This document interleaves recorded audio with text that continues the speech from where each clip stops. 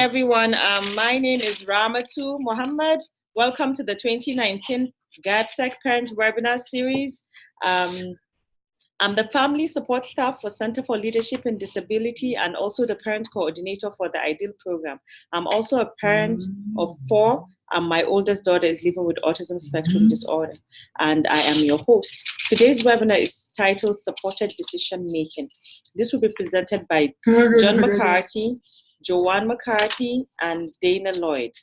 A little bit about all of them is that Dana Lloyd has been engaged in advocacy with people experiencing injustice on both a personal and professional level for over 2 decades. You are now. Dana currently serves as an advocate at the Georgia Advocacy Office. She's an engaging presenter who enjoys guiding her audience to explore concepts that challenge their assumptions and raise their consciousness.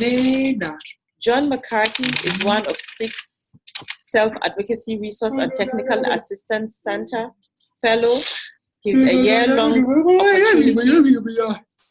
a year-long opportunity working with a host organization on issues that directly impact the lives of people with disabilities.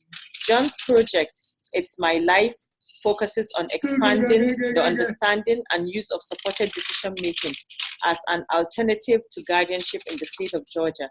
John is actively seeking to terminate his guardianship and restore his rights. Joan McCarty is the communication partner and support for her son, John, as well as his guardian. As a parent and as a member of Georgia Advocacy Office Parent Leadership Support Project, Joan advocates for the needs and rights of all people with disabilities.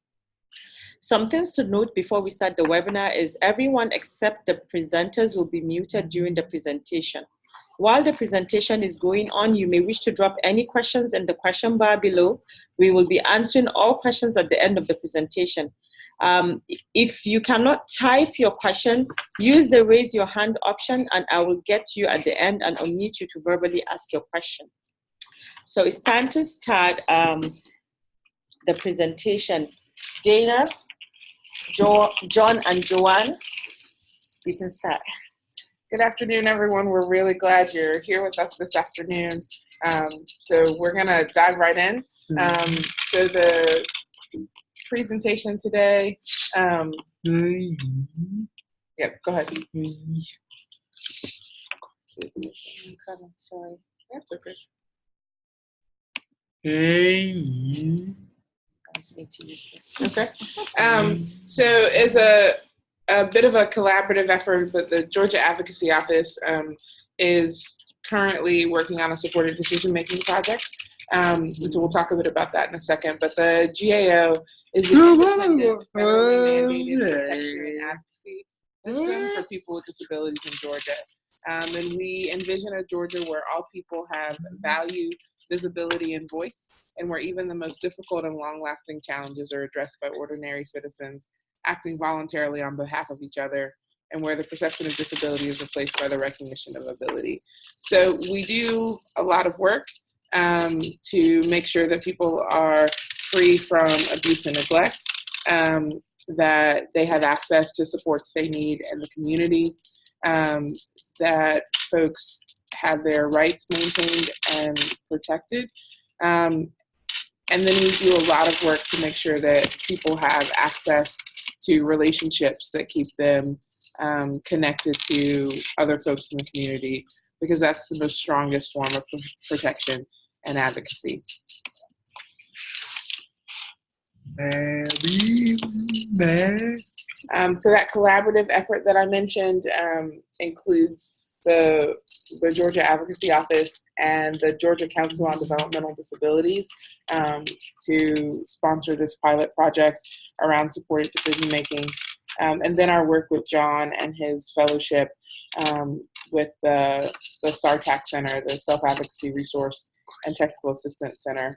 So it's a pretty big project, and we're really happy to be here with you all today. So Joan's going to start and tell us a little bit about her journey through supported decision-making and guardianship. So, hi, everybody. My name is Joan McCarty, as Dana said, and I'm here today in the role as a parent, and I'm John's communication partner. John communicates by spelling. He'll talk a little bit about that. And he needs support, so I'm here to support him. And I'm also going to present today because my perspective might match, and my experience might match the perspective and experience of some of you guys. So the first thing I want, in the context of disability, a lot of times when you hear supported decision making, you hear that it's a way to avoid or deflect guardianship, and it is that. What supported decision making plans are is a way toward self-determination. Because people who determine what their lives look like don't need guardians. And so, so that's my son that you hear. He's here to present. He's waiting for his turn.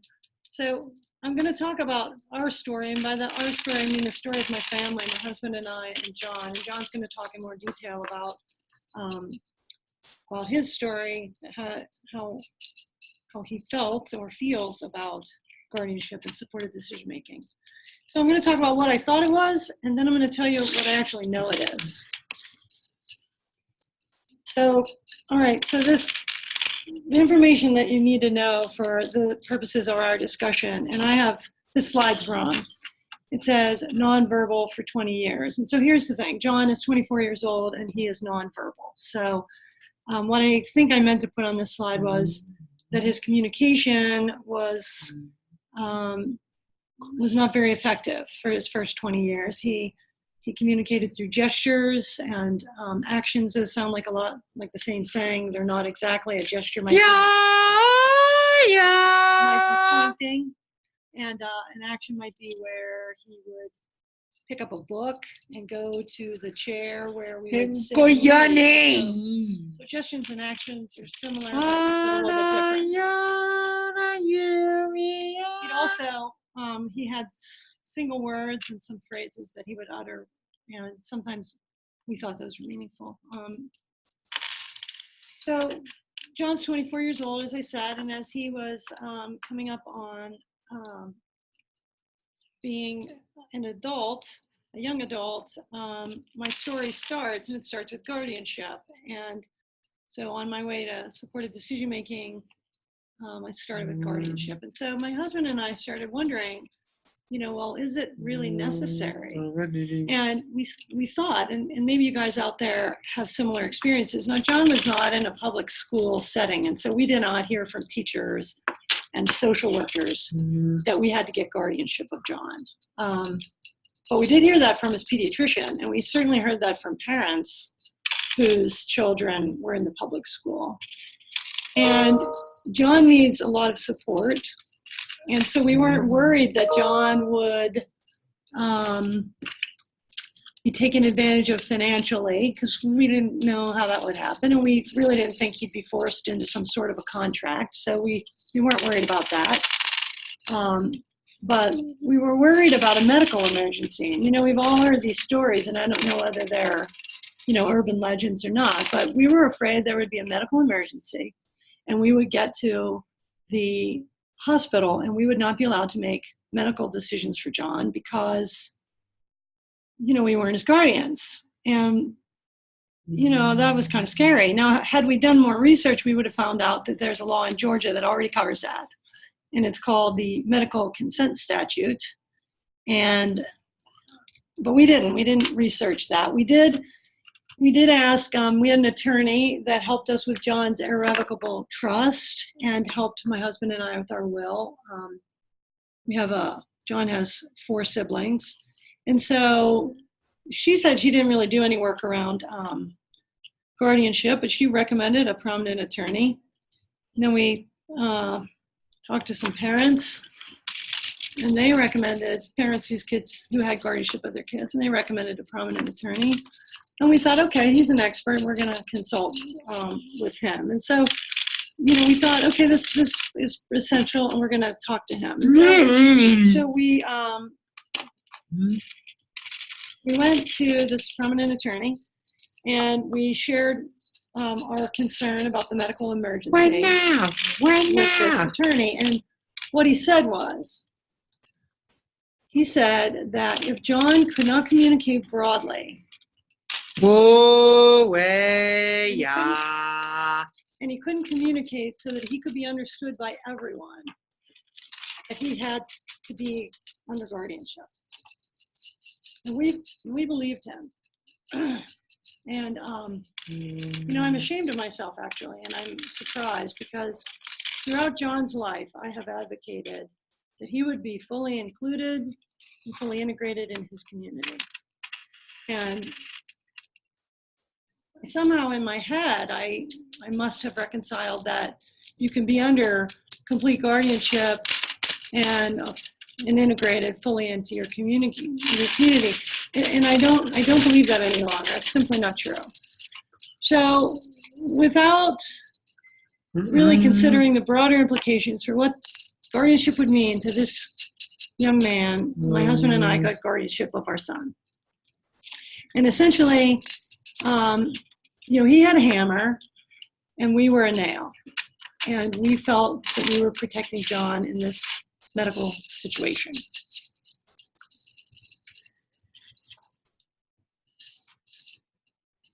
So the underlying concept behind supported decision-making is presuming competence. And our kids are fully competent human beings. And those of you who are sending your kids to these post-secondary inclusive programs, you're presuming that they're competent. You're presuming they can do it. And presuming competence is not, it's not related to a specific disability. It's not related to how someone communicates.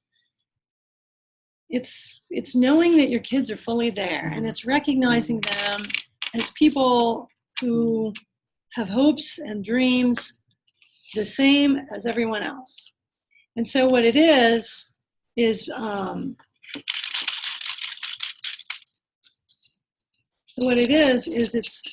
you know, rather than looking at disability as special needs, you realize there's nothing really special about the needs of a person with a disability. Their needs are exactly the same.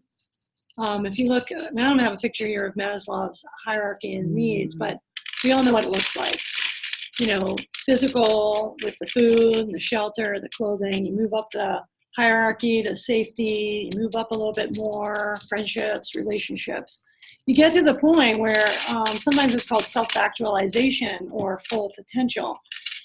So we recognize that our people with disabilities are people who could get to full potential. And the thing about that is that that's not defined by us.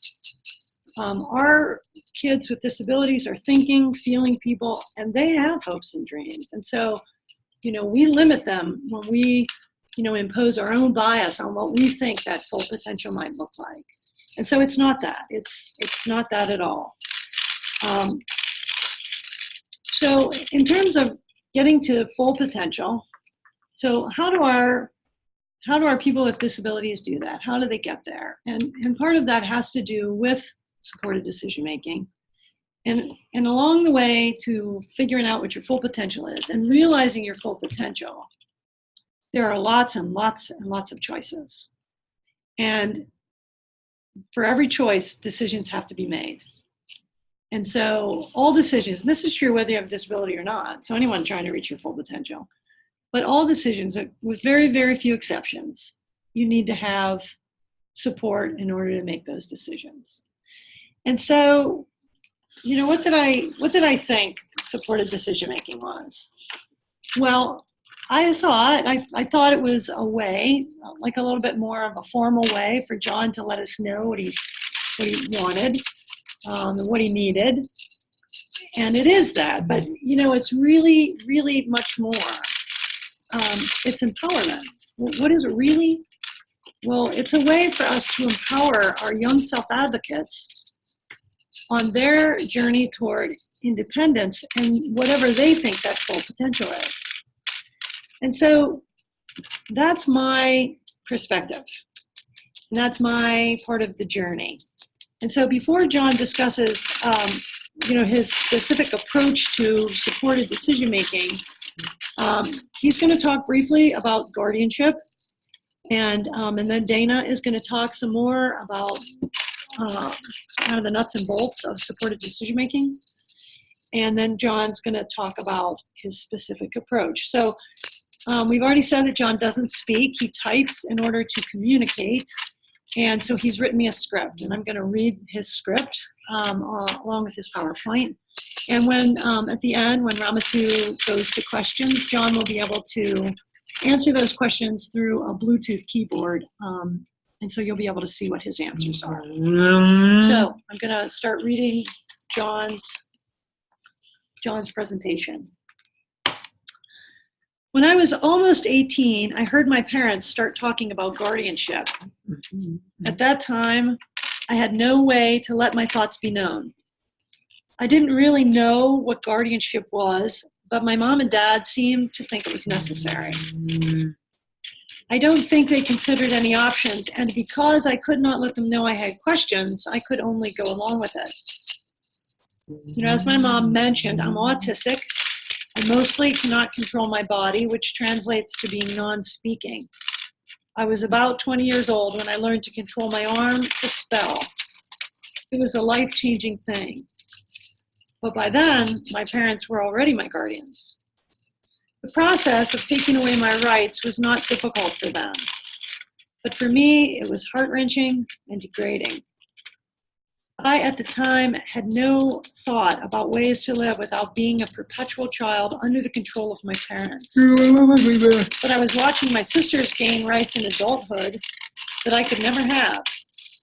They were working and driving and going away to college where they would live on their own.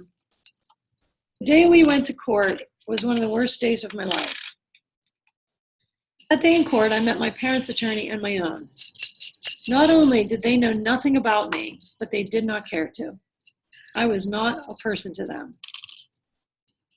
To be treated like a thing sapped all my hope. Without even saying hello to or looking at me, my attorney told my mom where to, quote unquote, put me. Then he continued to talk about me in front of me like I was a part of the furniture. I never had any chance to show the world that I was smart, funny, capable, before a judge declared me incompetent. I was a thing with no rights. The fact is that my parents did not act on guardianship to take away my rights, but that is what happened. They were afraid of a medical emergency. Many parents are afraid their kid will be taken advantage of. And that's the thing that could happen to anyone. My parents had good intentions. And while I was profoundly affected, primarily emotionally, the impact on me could have been worse. Having learned to control my arm to spell, I was able to start communicating more effectively, and I started making my own decisions. The ability to make decisions comes with opportunity and experience. The post-secondary programs are a wonderful way to encourage and teach responsible decision-making. Conversations need to presume competence. It's a matter of communication and an individual's comfort level on how they want to make decisions. The support I'm getting on my decisions takes into consideration that I am still inexperienced, but I am gaining experience with each decision I make. For example, book club was a thing I was told I was doing. And then I decided I was not interested anymore. And this may seem like a small thing, but it was my own decision about how I spend my leisure time. And even after I could communicate effectively for a time, I did not vote, but I wanted to. I'm a news junkie. And finally, I asked my mom to register me because I wanted fuller participation as a citizen. It was my idea to take GED prep classes and my idea not to file a civil rights complaint against Pearson when they would not let me take the test. For my first job, quote unquote job, my mom told me I was going to do a presentation and answer some questions for the Boy Scouts. And she asked me specific questions, which I answered so that she would have a script. And as time went on, I began to decide which groups I was presenting to, and I write the contents of my presentations. Once my doctor knew I could communicate, he directed all his comments and his questions to me, and I was the one making decisions about my medication. I'm now on the path to being more fully in control of my life. On July 22nd, I petitioned Fulton County Probate Court to terminate my guardianship. After accepting my petition, the court ordered an evaluation, which I have had. The evaluator came to my home and before leaving said she would support my petition. The next step is an appearance in front of a judge on September 16th, 2019. I'm hoping to have my rights fully restored in the next month or so. There is no way to describe the emotional effects of the successes I'm having throughout this process of restoring my rights. If I could, I would scream it from the mountains. Getting out from under guardianship is a dream I have had since that day in court. Now my partner Dana is going to talk some more about supported decision-making before I give you an example of my own personal supported decision-making plan. Thanks, John and Joan, for sharing your story. It's so great to hear and so powerful. I really appreciate working with you guys. So as John and Joan have kind of laid out, what we're really here to talk about today is a new way of thinking. It's about thinking differently about what it would take, what support it might take to help folks make decisions. And so I found this quote that I think sums it up pretty well. It says, capacity assessment should primarily be undertaken not to judge whether people are capable to decide autonomously, but rather to assess what kind of support people with decision-making disabilities need in order to be involved in decision-making and thus promote their autonomy. So that's what we're really here to talk about today, is what that support looks like. And when we think about support and capacity, I'd like to draw our attention to the fact that capacity is fluid. It's not an on or off switch. It's not something you have or you don't have. Capacity can be gained over time. And in the places where someone might have less capacity, then that's where support comes in. So when I think about my own life, I'm a much more capable advocate than I was when I started my work. But I'm not a very capable engineer. So we all have capacity that ebbs and flows. And when we're thinking about the support we need for the places where we may have less capacity, that support should be responsive, right? It should be meeting the need that we have. The support should be transparent. Be something that happens to us. Support should be something that we all participate in. So I can identify what support I need and I know when it's happening. Support should be beneficial.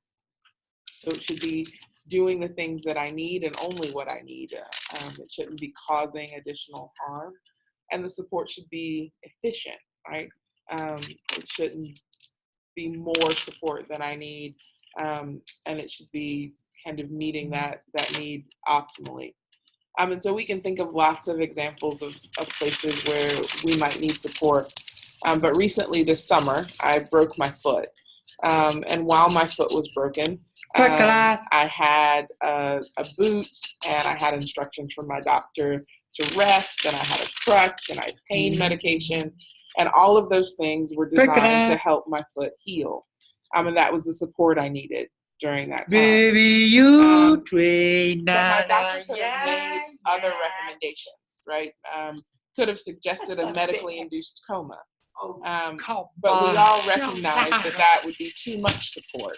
That although in a coma, I would not feel pain and I would have the opportunity to rest and my foot wouldn't be, stressed any further. There's harm that could come from being put in a medically induced coma. So that wouldn't be responsive support. right? We all kind of understand how this works. And so as we're thinking through the rest of the presentation today around supported decision-making, I kind of want you to keep these two ideas front and center about thinking about what support people might need, and then making sure that the support is responsive and efficient and transparent and beneficial. And Joan and John both talked about this as well. The idea that decision-making is a skill. It's something that's taught over time in multiple ways. We all need multiple opportunities to practice decision-making. And we recognize that mistakes enhance our learning, right? That if I make a decision to, not go to bed on time, right, then I am also making a decision to be a little bit sleepy the next morning for work, right? And that the more I make those decisions, the more I can see the cause and effect, and it enhances my learning. And some of that can seem invisible. We may not always be really keyed in to the ways in which we're practicing decision-making as a skill. And that's one of the ways that I think supported decision-making is especially useful, is that it really highlights the ways that we're building the skill of decision-making. So we've used this phrase a lot. Let's get a definition for supported decision-making. So it is the supports and services that help a person make her own decisions by using friends, family members, professionals, and other people she trusts to understand the issues and choices, ask questions, receive explanations in a language that she understands, and communicates her wishes to others. So we've all participated in this model, right? If you've bought a car or a house or made a major move or started or ended a relationship, you probably did these sorts of things. You had conversations with people you trusted. Some of them may have been paid professionals in order to help you understand the issues that were at hand, to kind of navigate through your own questions about what this decision would mean for you, to get explanations from people in a way that was really going to connect and work for you. And then sometimes you may have needed or wanted some assistance communicating that desire to other people, someone to stand beside you and help make your wishes known. That's the process of supported decision-making that we're describing today for people with disabilities. It's the same process that you and I have had access to throughout our lifetime.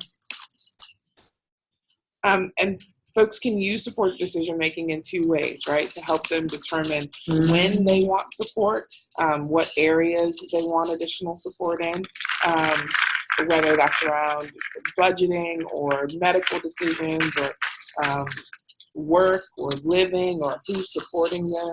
All of these are areas where folks can practice the principles of supported decision-making to build decision-making as a skill. And folks can also utilize support decision-making to think about what are the strategies that I need, right? Do I need specific help around understanding information? Is it more about just practicing making decisions and focusing some attention on building that skill? Is it around ensuring that the decisions are based on my own preferences, that I'm not really swayed by undue influence? Or do I need support for people to stand beside me and help make sure that my communication or my decisions get communicated to other people? Those are all ways in which folks can supported decision-making. And supported decision-making can be really informal. It can just be that process that I kind of already talked about that we use with our friends and family to help make decisions. Or it could be a bit more formal than that, right? A written supported decision-making agreement might be helpful to clarify roles and expectations around who's supporting and what those people are expected to do, how they're expected to support a person. It can provide a reference and a model, right? So if we're practicing decision-making as a skill, we could refer back to that supported decision-making agreement to really think through when Dana has a decision to make, these are the steps that we follow. And if a new supporter is coming in, it can model for them the best way to support me in making those decisions. There's a variety of samples available. John and I have resources that we'll share with you at the end that include a variety of sample supported decision-making agreements. But John's also going to talk you through his process, which was kind of completely different than anything that was available on the internet. So the agreement itself is not what's most important. It's about whether or not that works for the person that's attempting to use it. A supported decision-making agreement could be presented to a court if a court's considering guardianship. And there's been a handful of cases throughout the United States where people have done exactly that. They've been able to overturn their guardionship in favor of a supported decision-making agreement. So a pretty famous case in Virginia. Why not? And one in Iowa, where folks were able to restore their rights in a time where a judge was really hesitant to do that. And what seemed to have shifted was the fact that this written kind of formalized plan existed. So it could be useful in those ways as well. But I want to reiterate, it's absolutely not necessary to have a written agreement or to use a form that exists or to make it really formal and submit it to a court. It's not about the piece of paper, it's about the practices and principles. You may be thinking at this point, why supported decision making? What's the purpose? Why does this matter? And Joan's already highlighted this, right? The impact is around self-determination.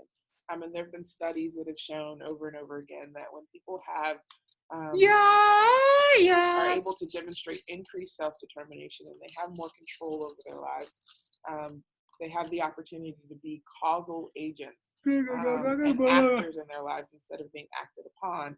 Then they're more independent, they're more integrated into their communities, they have more friendships, they're physically healthier when this is true for them. And they're better able to recognize and resist abuse. And that statistic is one of my favorites because it really highlights the fact that being in charge of your life helps you realize when you're not in charge of your life. And so one of my mentors said years ago, not even in the context of supported decision making, but just in talking about helping people recognize and resist abuse, that if someone's never had the opportunity to say no to peas for dinner, what makes us think that they're going to say no when terrible things are happening. And that really got me thinking about how important it is for people to have opportunities to say no and have their no heard and respected about small things, and building on that over time to larger things. And so that's borne out in the research that when people experience that, they're better able to recognize threats. And so kind of in a closing thought, as we move to talk a little bit more specifically about guardianship, it's just a question, right? If guardianship has the most severe and restrictive impact on a person's rights, why would that be the first step we take? And I don't think that it should be, right? I don't think that it has to be.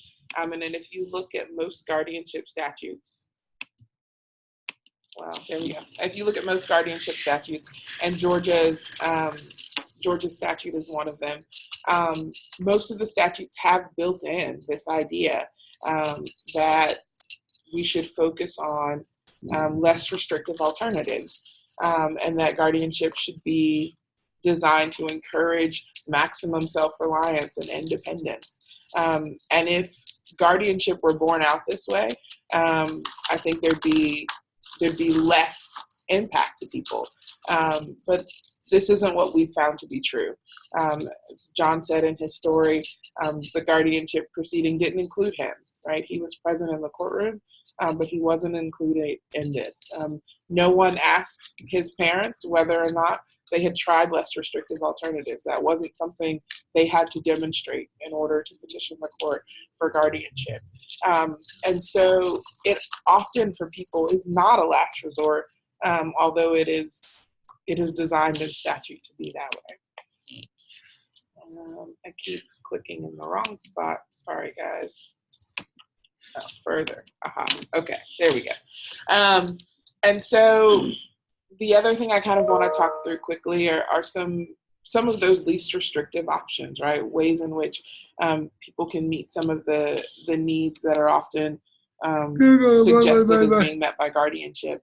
And so Joan mentioned the medical proxy or the medical consent statute in Georgia, which is just a statute that says that when folks have a decision to be made, a medical decision, and they're viewed to be incapacitated, then it lists out people who can make that decision for them. And so parents for their adult child, spouses, adult children, grandparents, aunts, uncles, cousins, and that list exhausts with a next friend. So someone who can show that they've had a relationship with the person. And that's just statutory, right? There's nothing that needs to be done. There's no there's no filing that has to happen. That's just an option that exists. There's also the options for advanced directives and power of attorneys, right? And so these are things that are less restrictive than guardianship, but it's still a form of substituted decision-making where a person with a disability is giving up their decision-making rights for a period of time, or saying when they're unable to make a decision who they would like to do that for them. And those things can cover money, can cover health decisions. There's lots of ways to do that. There's also some other simpler things that are even less restrictive, which would be like HIPAA authorizations and other releases of information, just for information to be shared between people. These are options that don't include infringing on people's opportunities for self-determination by giving over their decision-making rights to another person permanently. And so when we think about guardianship and the impact that it has on people, we think about what gets lost. The right to contract, to marriage, to determine where I might live and who I can associate with and where I might go, healthcare decisions and financial decisions. And there's not a sphere of our life that would be touched by this. Any decision that you make could be covered by one of these impacts. And so it's often broad and total for folks. And again, there's been research that shows that when people are subjected to guardianship, these impacts are borne out. Folks are denied the dignity of risk. Their lives become more isolated and often smaller, and they're more likely to experience low self-esteem and feelings of inadequacy and incompetency when subjected to guardianship. And just on a practical note, it's often more difficult to restore someone's rights than it is to infringe upon them. And that's for people, that's often an uphill battle that they're not able to overcome. So there's definitely some real impacts to being subjected to guardianship.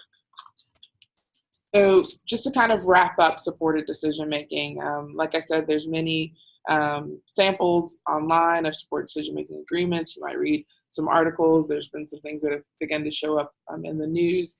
And so if you're trying to decide if this is really supported decision-making, some key things you should be looking for would be that the person with a disability makes their own decisions. This is not substituted decision-making. This isn't democracy or group decision-making, but the person with a disability is in the driver's seat making a decision and having that decision respected by other people.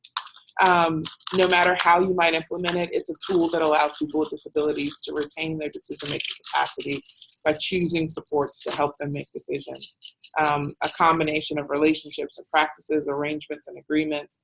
It can be a lot of different things and labeled a lot of different ways. The ultimate goal is the person with a disability is making their own decisions. So John's going to tell you a little bit about his journey with his supported decision-making plan and how he came to do that.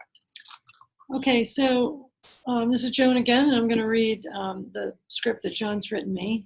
And since we've covered some of this stuff already, I'm just going to, John, I became interested in supported decision-making when I was asked by the GAO to be on their supported decision-making advisory council. I then had an opportunity to apply for a SARTAC fellowship, and that's a nationwide self-advocacy organization. And I was awarded, I'm one of 6 fellows for the year 2019-2020. That my project, which is around supported decision-making, includes presentations and toolkit, And the toolkit is a fancy name for saying more examples and additional information. The internet has lots and lots of, my particular, there's a lot of information about supported decision-making out on the internet, and my particular focus is on terminating guardianship and restoring rights. And so Dana has said there's a lot of information out there. Dana's also said that you could document your supported decision-making plan. When I started, I didn't know there were so many forms, I didn't know where to start. And so my approach starts with information and not a form. So as I go through how I got the information that goes in my plan, I started with supporters. So if you're going to do this with your family member with a disability, first you want to ask your kid to make a list of all the people who support him or her. You're going to think about the people who believe in him no matter what. Who are the people in his life that see his gifts and presume he is competent? Yes. And those are the supporters for your young adult supported decision-making plan. Think broadly. Family is a great place to start, but think outside the family. Who does he know at work or at church or in his neighborhood or where he exercises? Supporters can be found in many places.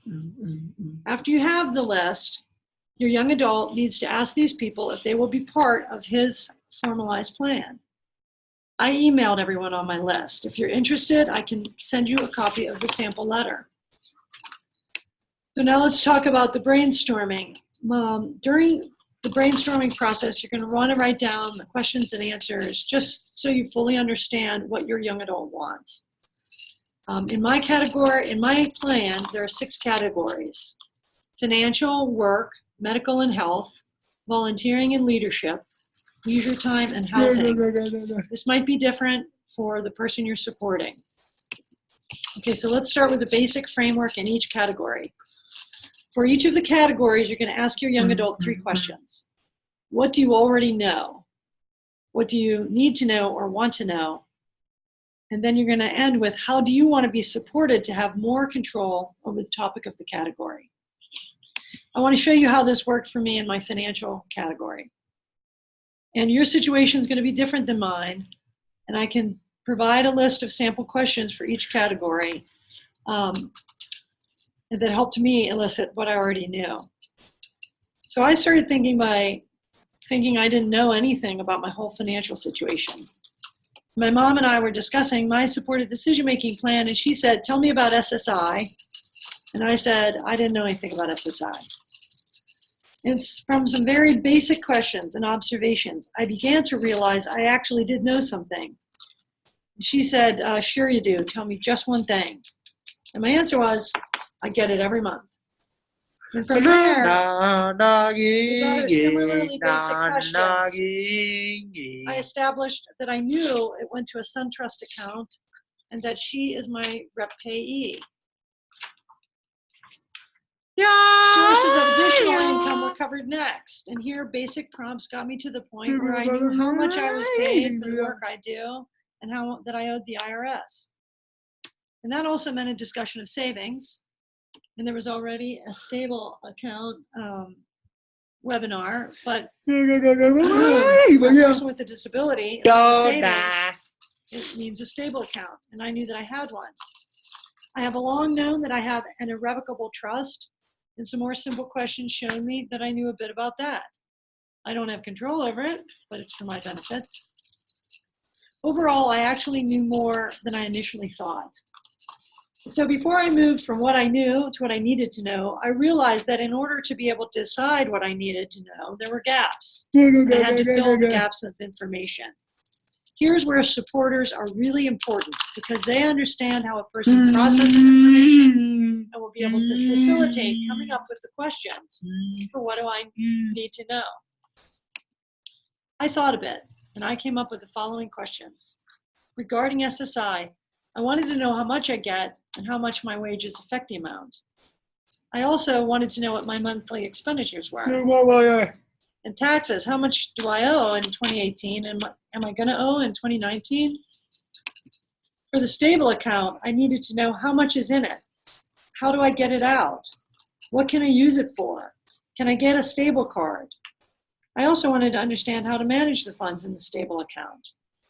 And for the irrevocable trust, I just need to know how it worked and can it be used now. So the most important part about how I specifically can be supported to have control over my finances. Remember, this is my personal example, and this process is different for everyone. The supporters and their knowledge of their family members here is critical. In order to answer the questions I had 2 separate meetings. And as my primary supporter and my rep payee, the supporter I needed most in those meetings was my mom. The first meeting addressed SSI, and then the next meeting addressed stable and the trust. And once I understood my finances, I decided I needed to have monthly meetings. And then I go over those. The supporter, again, that I need working with me is my mom. We'll go through the same thing for each category. What do you know? Your supporters might be different for each category. The goal is that your kid has control over his life. This supported decision-making plan is the roadmap. So just to wrap up quickly so we can get to some questions, we just really want to highlight the fact that every person should be a part of every decision of her life. We all need help making decisions. None of us make decisions autonomously. I mean, people with disabilities may need more or different help, but should be supported to exercise their right to make choices on their own. So if you're thinking about kind of where to go from here, look for opportunities to add in choice and control for folks you're supporting. Where could they be making decisions right now? And practice making smaller decisions and build up to more consequential ones. If you're interested, you can email me about getting some additional supported decision-making news from the GAO, or joining us for a symposium on supported decision-making on October 17th of this year in Decatur. Someone asked earlier if the PowerPoint would be emailed. It will be. There's some resources here and here, and then there's contact information for John, Joan, and myself. So we're really excited to answer some of your questions now. Thank you all for being part of this presentation. It is now time for us to answer questions. Thank you, John, Joan, and Dana for a very insightful presentation. You can keep sending in questions while we answer them. Okay, so the question we have, okay, you can start sending questions in now. You can type it in the question answer session. And what we're going to do is we're going to have, would convert it back to the video so that you can all view John answering the questions the way he types, so that you can kind of have a picture of how he communicates. So I'm going to put on the video, and if anybody has a question about supported decision making or a question directly to John, feel free to ask questions. So I'm going to put on the video now so that you can see how he answers the question. Okay, somebody has asked a question just now.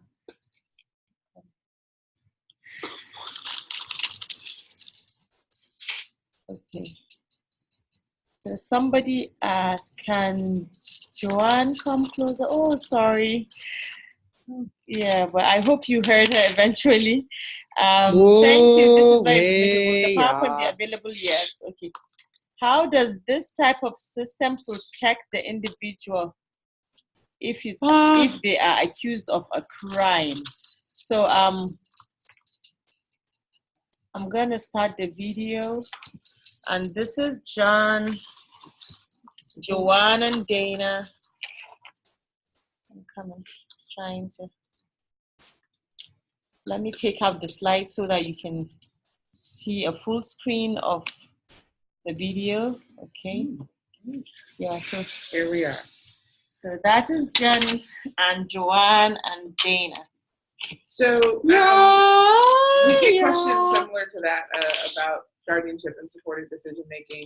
And I don't think that there's anything in particular about supported decision-making that protects people from being accused of a crime.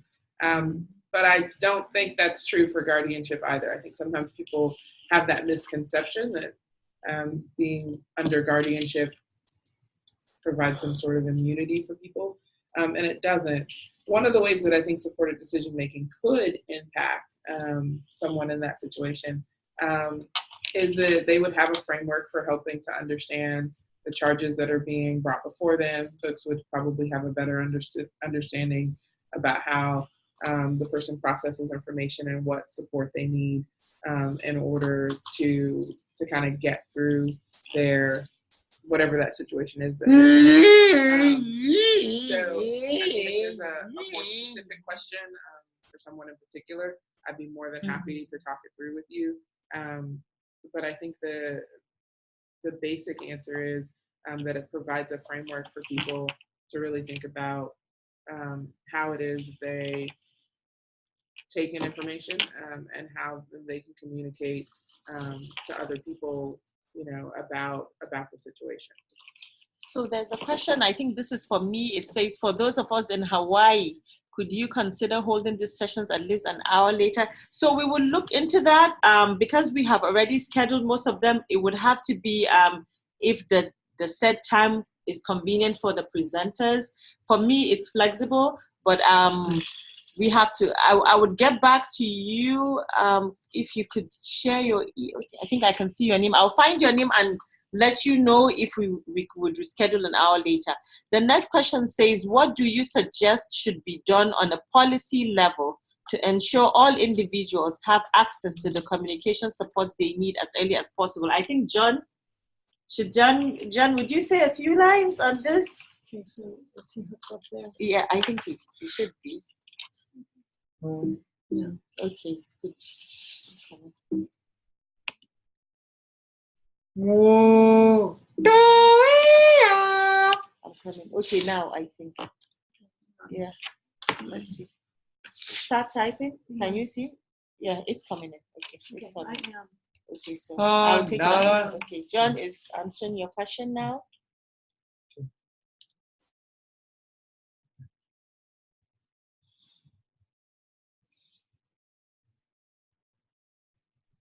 Whoa, way, yeah.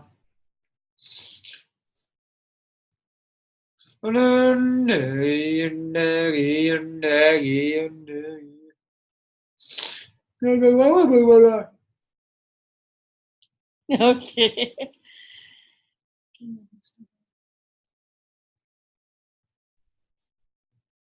Yeah, yeah.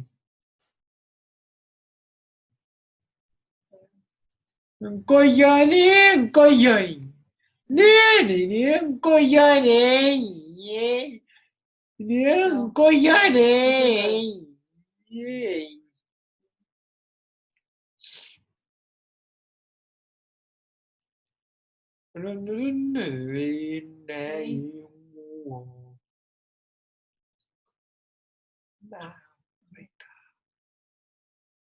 Đô đà, yeah, yeah.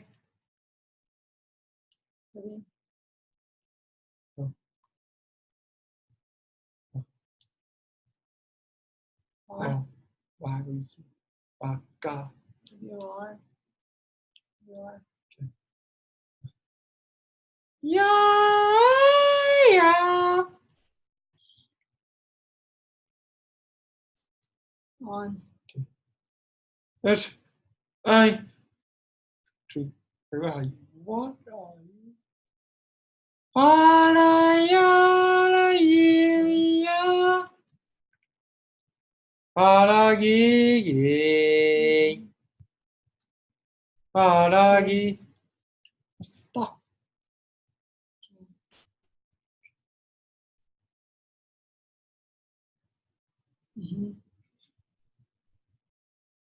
Hey. What's this? Whoa, way, yeah.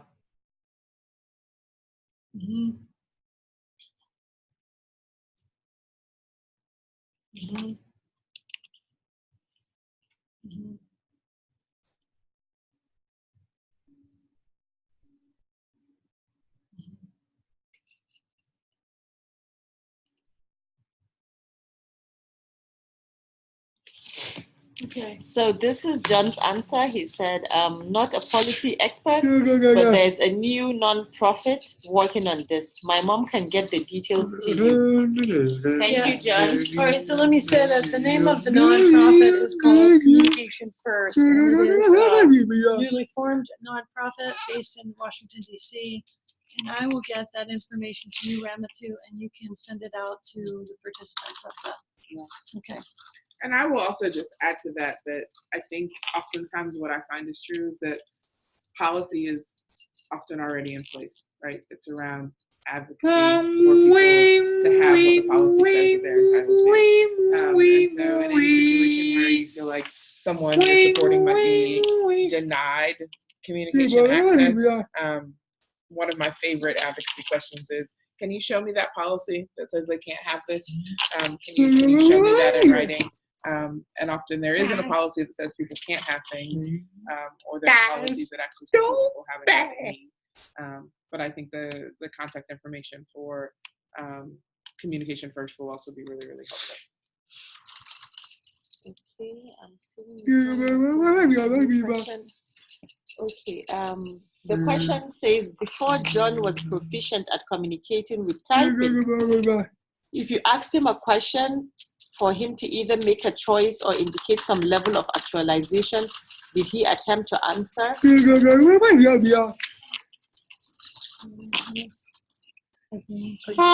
John is gonna answer you. I'm coming. Let me type answer.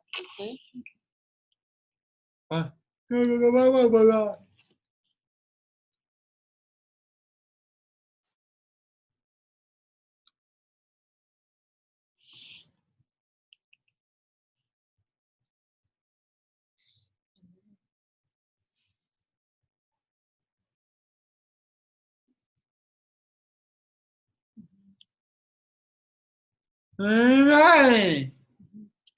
Really? Very difficult. Go.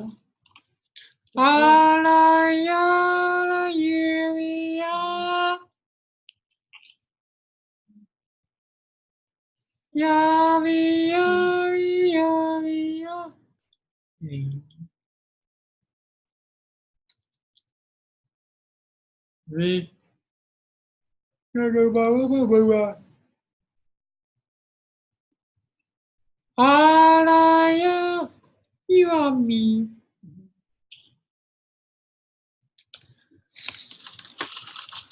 You are me. Just go to answers. Go to answers. Okay. Right there. Okay. So John said, I had a very difficult time being understood. I would say, did he attempt to answer? And because his repertoire of responses was limited, if he, for example, could move, and it was a question about movement or whatever, he could do those sorts of things. But in terms of what do you want or what are your hopes and dreams, no, he couldn't do that. And there would be no way. Did he attempt it? I would say no. If the questions come in, it's almost time. And another thing I would like to say is, if you have more questions, you could still email them to me, and we can email back the answer to you. We're coming to the end. I'm going to send you an email, follow-up email post-webinar with a survey. It will take you like about 2 minutes. It's just like a one-page survey, just to tell us if you have any more additional suggestions or topics you want to be covered, because this is an in-process webinar series. So the more you ask, the more we give. Yes. If you have more questions, we're still here. If not, I would round up in the next 1 minute or so. Any more questions for John or Joanne or Dana? Okay, I think that is that should bring us to the end of our webinar. And this is me. Thank you so much for joining our webinar, and we do hope you have gained a lot from this presentation. Thank you, Dana. Thank you, John. Thank you, Joan. And I hope you have a pleasant day. You Look out for my email, please. Thank you. are me. You are me.